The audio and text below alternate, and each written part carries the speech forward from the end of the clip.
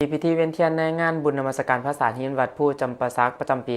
2026 ในมื้อขึ้น15 ค่ำเดือน3 เพ็งในค่ำคืนมื้อ15 ค่ำเดือน3 เพ็งของทุกๆปีเวลา 18 โมง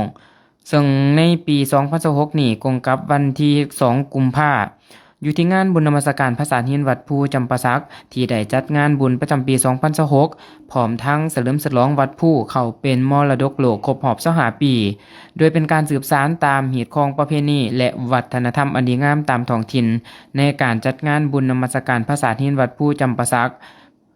เป็นเกียรติเข้าร่วมเวียนเทียนในปีนี้โดยการนำขันแขวงมีทานอรุณไส้สุนราชกรรมการศูนย์กลางภาคเลขาพรรคแขวงผอมพันลายา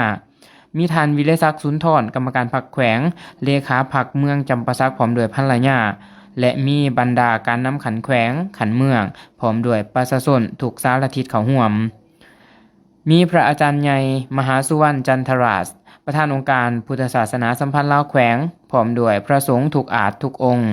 ซึ่งในพิธีเวียนเทียนในปีนี้แม่นได้เริ่มต้นจากจุดเส้นทางเกียรติยศเสาเส